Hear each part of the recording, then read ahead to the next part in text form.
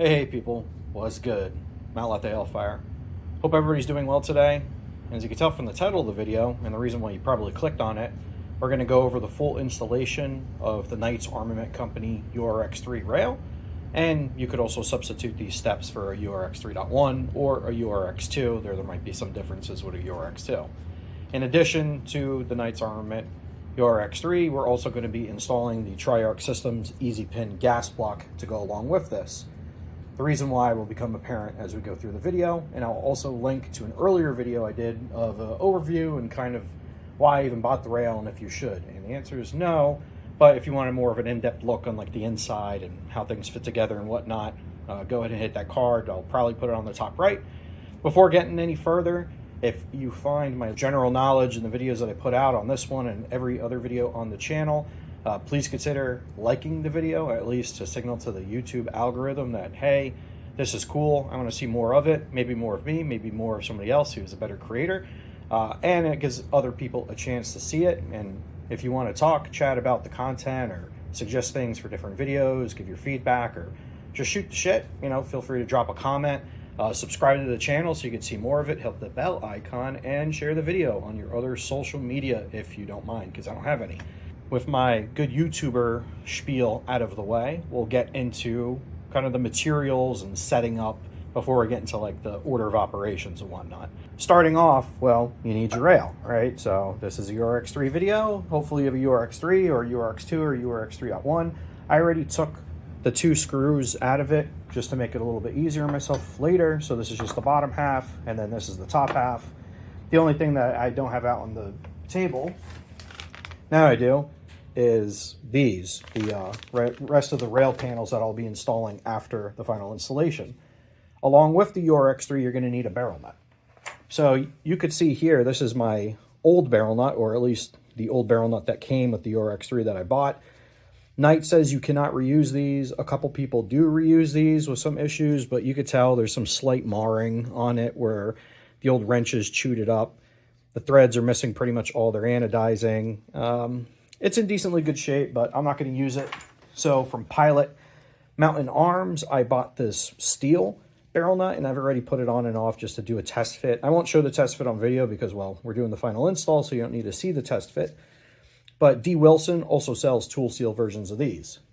On top of that, you're going to need a wrench, right? Not any old wrench will do, but you're going to need a URX3 wrench. Either one like this from Classified Defense. They're also sold by D. Wilson or directly from them, or you're going to need your legit Knights one. And the next two pieces that you'll obviously need to install your rail are your barrel. And like I mentioned before, this is a KAK Industries 3.3 arc barrel because, well, this is a 3.3 arc build.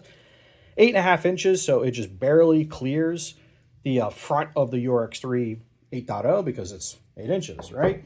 And then you're going to need a upper receiver, only the best on this channel. So we use Anderson Manufacturing. And I'm only half kidding about that. Anderson is, all right, as long as you know what to look for when you're building things, or if you have the proper gauges or a little bit of both. You could tell if there's any issues with them, and Anderson will probably hook you up if they did mess it up. So just regular old mil-spec upper. And I'm not kidding. Like, every lower that I own that isn't a Knights lower is a Anderson lower. So I use Anderson stuff pretty much everywhere, and I'll get that out of the way. And another thing that you'll need is a reaction rod. So this is a Geisley reaction rod. You could also use a Clay Zion boat tack reaction rod knockoff, or you could use the Midwest Industries URR upper receiver rod, and that has a fin that'll go into the upper channel of the upper receiver, typically where your gas key and your charging handle will be at. And then the other thing that you'll need for this is some sort of scope mount. It doesn't have to be this. It's just some cheap shit cantilever scope mount. You could use any other scope mount, anything else that could bridge, that's long enough to bridge from the upper receiver. And ideally, when you bridge these, so obviously I'm not going to screw this in right now, but you're going to want to put the lug on the URX3 rail. I think it does make a little bit of a difference, push back and then tighten it down. You want to make sure that's as secure as possible. Now, onto the cleaning supplies. This isn't mandatory, but I like to have a solvent on hand. Isopropyl alcohol works really well to get like old carbon or any crud out from the inner threads here, as well as to clean up the threads of your upper receiver. because we're going to be putting Loctite on it, we're going to be putting grease on it. You just don't want any other solvents or any other lubricants or contamination to mess with that. Brass brush or a zinc brush, doesn't matter, and then some shop towels because, well, if you've seen any of my other install videos where I use any grease or any Loctite, I usually make a mess everywhere. So that's more for me. And then I also have a bottle of Sriracha that I threw together. I've talked about this on a couple other videos. It's just SA30 unweighted motor oil with some Shell Rotella SD or HD, whatever the gray one is, that's used in, diesels and whatnot. It's a good kind of all-around, all-weather lubricant, but it's also handy for, pushing in pins and just, general lubrication where you're going to need it. Aeroshell, this is for preventing galvanic corrosion and also to give you a good value for wet torquing, though the Loctite also gives you good value for wet torquing. So if you have unlike metals, this is where you should use Aeroshell. So steel barrel nut with aluminum receiver and aluminum receiver extension, and some blue Loctite. This is the 242. I guess you could use other types of Loctite, doesn't really matter. I don't intend on taking this rail off, but you could see this outer threaded section is what's going to thread on to the receiver. So that's like for like metal. You don't need to put grease there. You can put Loctite just to give it that extra bit of tightness, because like I mentioned in the first video, and Knights will tell you the same, this is not the most robust rail. There's no anti-rotation. Essentially, this barrel nut acts as a jam nut. And then other things that you'll need for this, besides the reaction rod, are obviously a 1/2-inch torque wrench. This is a Lexavon from Amazon. The final torque value is going to be 55 foot-pounds. So, you do 35, 45, 55. And apologies for any background noise. I'm right next to my furnace. Then just a regular screwdriver and a torque driver. It could be a fix-it sticks or it could be this Wheeler fat wrench. This is just for torquing these bad boys on. And then technically you could also torque the set screws, which brings us to the next section, which is over here. So you have your Triarc easy pin gas block, or you could replace any other gas block. And the reason why I use this is because when this is on your barrel, it just barely clears the bottom, kind of like this, of the URX3, because it's this weird, two-piece clamshell design. And that's important because that gives you space to drill it, but you should drill it before, which is what we're going to do in this video, or to actually put your pin in. So you need whatever gas tube is proper. This is just some, bullshit. I don't even know who has it. The easy pin gas block comes with all the pins and set screws that you'll need. So it comes with 2 knurled set screws. It doesn't say what size they are, and I really don't know. I just grabbed my set of Allen keys until I found a match. So sorry about that. And it also comes with your typical 5/64 stainless coiled roll pin for the gas block and the gas tube. And then this 1/8 coiled roll pin. And these 2 punches are from Brownell's. I forget what size this punch is, but it's just a little bit oversized, but this will help get it started, and you should definitely invest on roll pin starters. And then as for the actual punches, these are from Real Avid, a 1/8 and a 3/32. And then a 1/8 drill bit. This is kind of like a mid-tier option from DeWalt. It's one of their coated ones. You don't need like a carbide end mill or a reamer or whatnot, because the material that you remove from the barrel is not that much, but that's where the lubricant comes in, or you could use any oil or cutting fluid. Just go nice and slow, and then I have my Ryobi charging somewhere. And then everything else is from Real Avid, some tweezers if I drop something, this kind of block to use to punch, and then obviously a hammer with the steel insert for, well, the steel punches. So that's it, right, as far as materials. And then eye protection, and then more gloves, because you're going to be dealing with solvents and cleaners and lubricants and Loctite, and you're going to potentially get metal shavings everywhere. And then the glasses are in case you blow up your freaking drill, or have a really bad drill bit and you crack that thing and it sends it flying across the room. You don't want to lose your sight over this stuff. So order of operations for this barrel, we're going to pretty much do this. Just get the gas block installed on the barrel. Obviously you want to do a test fit to make sure everything fits and that everything lines up, which it does with the dimple. We're going to put the set screws in it here, and then we're actually going to drill facing forward, right? We're going to go from right to left, because that's where the counterbore is here, to actually get the cut where our pin is going to be at on this.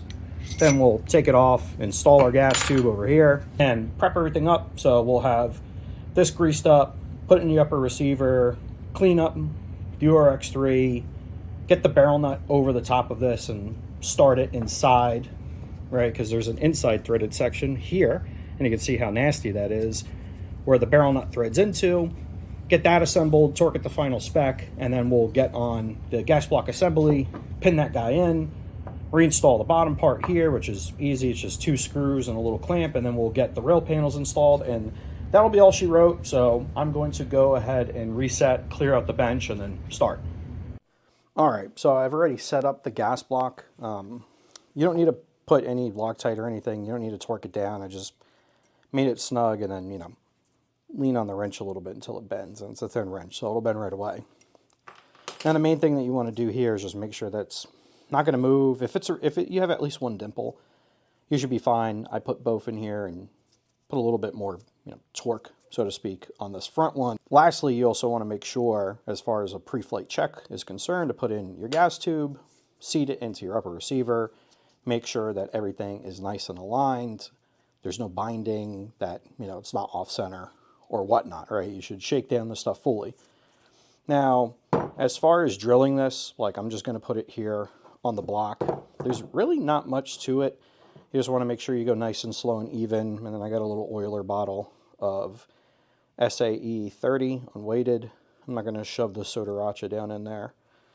And then get a little bit on your drill gun and get on the highest torque setting that you can and put it into, well, drill mode. Make sure that everything's chucked up nice and even. You know, if you had a drill press or a mill, well, you should use that. But if you did, you probably wouldn't be watching me yap about this. And we'll just go nice and slow here. Oh, and wear your eye protection, damn it.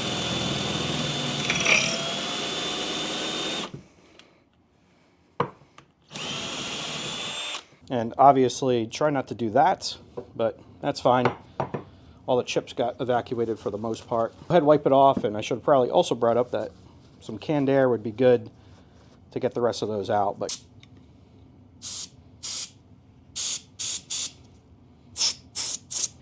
yeah, looking good.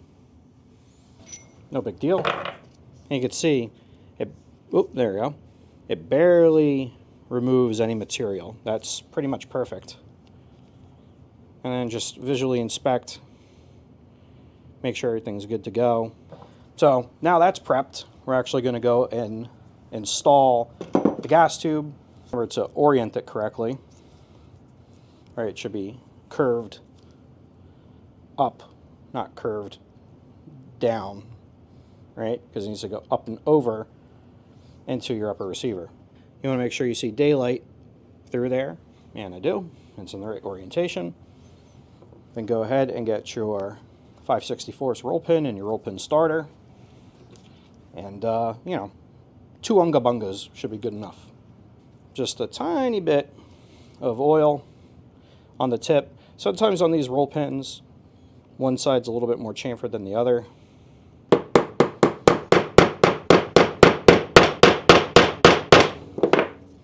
And what I like to do is, after you smack it a couple times, make sure it's aligned still, because these things can get pushed out just a tiny bit.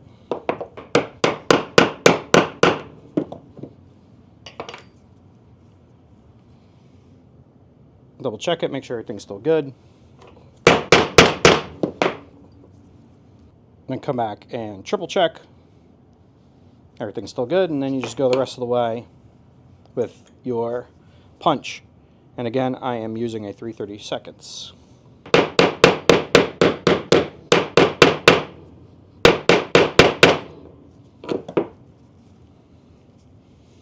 And let's double check here even on both sides. So this one's still got just a tiny bit to go.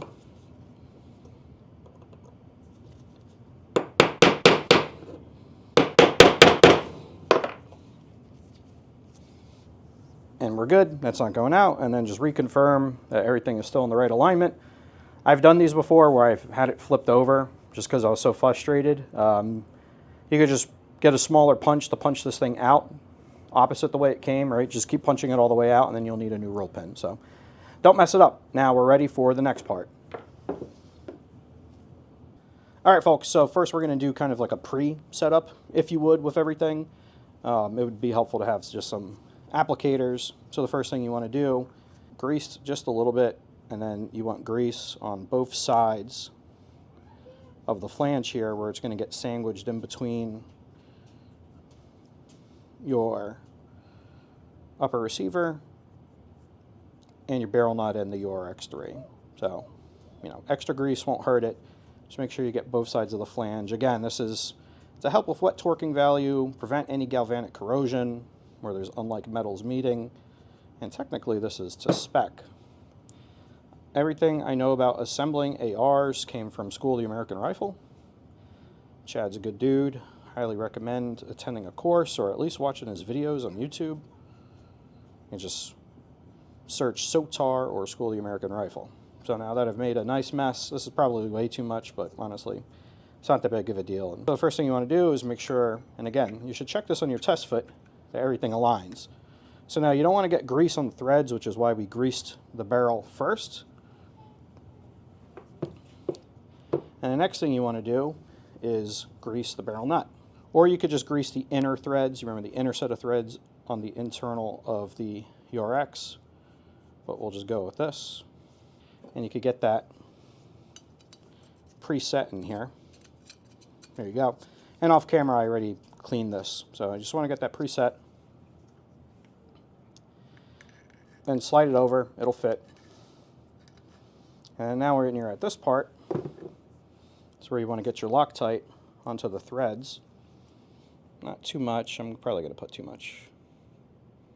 That's good. Let that run down a little bit. Then I find the best is just to hold this all the way up like that. You see we are all the way out here, and then we'll come back. And this is discolored because I got extra isopropyl alcohol on it. No big deal. And then right before we come... Congratulations. I'm coming. I'm coming! Over to the vise, we'll go ahead and get this bridged. And like I mentioned, get the recoil lug onto the URX part of it. And then just pull back, or pull down in this case. Sorry, I'm out of frame a little bit. Just make sure you're applying, you know, even pressure on the way down, and then get your final bit of torque on it. Nothing too crazy. Actually, before I head over to the vise, what you want to do is just get this thing as finger tight as you can. And then the rest of the way, slide your wrench assembly over, which is why, again, we can't have our gas block installed. And this is nice and tedious, because there's hardly any room in here. And we got that as finger tight as you can. Make sure all your lugs are engaged. Right, and this should be pretty much rock solid. And then we'll go over to the vise with our reaction rod. Because if you don't have it all the way tight, this barrel will kind of just like float a little bit forward and you won't get it to bite in, and then the whole assembly will just spin around it. Alright folks, we're back at the vise. And let me rotate this. So what I was trying to make clear in the last clip, which I filmed actually a couple days ago, and I'll show you why, is that when you get this barrel mounted down into here, you want to apply top pressure, essentially like this. Right, so you want to make sure that the pin, the index pin on the barrel, right where the M4 feed ramp extension is on the barrel, you want to press this down, especially when you're feeding it onto your reaction rod or your clay Zion rod or whatever it is. Otherwise, if you put downward pressure on the whole upper receiver, you could actually slide this barrel ever so slightly forward, and then when you go to reclock it and you can't see it and you get lazy like I did and didn't back off the barrel nut that you hand tighten down or tighten down with a breaker bar, whatever you do, you could end up with something like this. So you want it in that notch, obviously, or you get this, where it feels like you're putting the right amount of torque on it, and then the barrel nut isn't flush and there's resistance, and then all of a sudden you can't get everything off. It also didn't help that I Loctited it, so I banged this rail up pretty good getting it off. I ended up heating it up with a heat gun to break up that blue Loctite. And then in these holes here, I ran a pretty thick wrench through it. One of these. And then just spun that bastard off. Ended up absolutely squashing this upper receiver. So it's trash. This isn't anything against Anderson. That was completely on me. So, of course, I got another Anderson. And like I said, folks, I'm just some shithead, right? Like, I don't do this professionally. I'm not an armorer. Whoops. So, doesn't really matter. So, this is what right looks like. You know, when you have this thing hand tightened, it should be all the way down. And one thing that was a little bit harder when I was doing it before was just how annoying this wrench is, right? Because there isn't a ton of travel on there.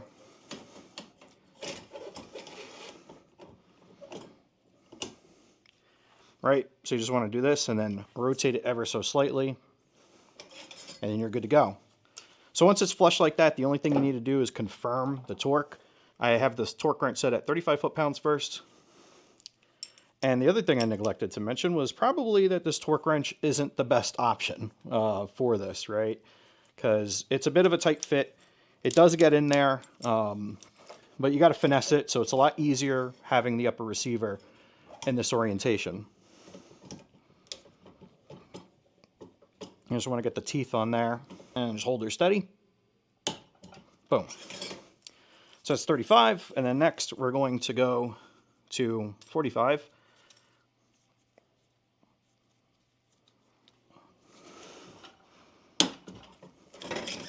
That was 45, and then to finish it up, we'll go like 52. And boom. And that's all she wrote. So I'll tear down and then we'll install the rest of this thing. All right, and again, apologies for the background noise. I am sitting right next, or standing next to my boiler. So the first thing we want to do is just get our little set screws ready with a little bit of Loctite. And knowing me, I'm going to end up putting a lot of Loctite. So just get that under there. Then again, I forget what size this is. It doesn't actually tell you what size set screws come with it. So just keep messing around until you find an Allen key for it. And then very simply, obviously tighten it down in there. So I have this thing kind of jigged in a fucked up way because, well, I'm ghetto and janky, but also there's very little clearance to actually get our pin in, but it is oriented in the right way to go in from the right of the gas block when you're looking at it facing forward to the left. So at least I did that right. And what I like to do for my quote-unquote torque value is just with the short end, put it in there and go until the wrench bends, like that. Obviously you don't have to fling it, but I'm not putting a ton of pressure on it because I don't want to strip these screws. Not like removing this thing would be easy to do. So wrench bends and we're good. And this is why we pre-drilled. So same thing, we'll just get some oil. This is some unweighted SA30. It doesn't really matter what you use. And then for your roll pin, there should be an end that's a little bit more chamfered than another. If not, you could just squeeze them a little bit.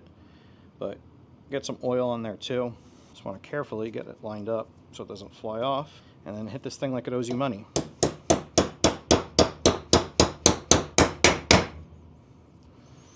That's about as far as that's going to go. And then you want to get your 1/8 punch.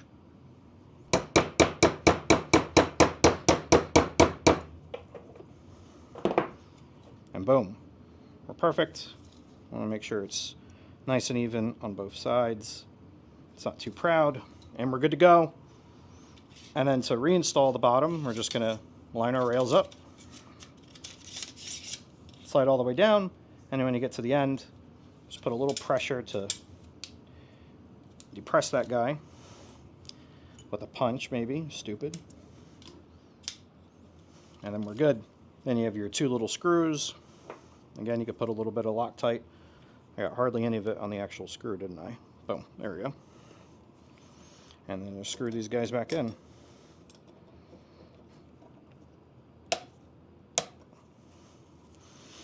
That's it, you know. Okay, maybe we'll put exactly 10. And then the last thing you want to do, whoops. Maybe you could bear to put a little bit more on these, but honestly, I think it's fine. And to finish it all up, just Just get out our handy dandy screws. These already have a little bit of red Loctite on them. And for this, I'll actually set them to right around 15 inch-pounds. I think will be fine. And then if you had a longer rail than I did, you would set them properly. And you want to have this orientated upwards, right? So it goes on like here. And you are going to need a 5/32 hex. And then I'll set this to just under 20 inch-pounds. Now recheck the bottom.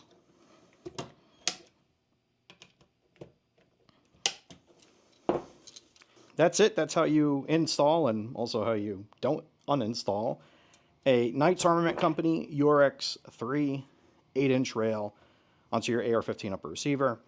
I'll have this rifle back at some point. I got a JMAC device, not a face mount, but a shoulder mount that I'll be using for whenever my Sonus gets approved. As always, folks, if you enjoyed this or you found this informative, don't forget to like the video so you see this content and more content like this out on YouTube. And if this was valuable enough for you, consider subscribing, checking out the other videos, dropping comments on this one and other ones to either critique my stupid style or to give some other feedback, ask questions or whatnot. I try to respond no matter how old the video is. And then also, if you would be so inclined to share this on other social media that you may have that I don't, like TikTok and Reddit, Facebook and Instagram and all that. As always, folks, I don't know how to end these, but if you're going through some tough times, be sure to talk to somebody. You don't want to let yourself down, let anybody else down. Talk to me if you want to reach out. I am always available for the most part. But other than that, eat steaks, lift weights, stay safe. Mount let the hellfire.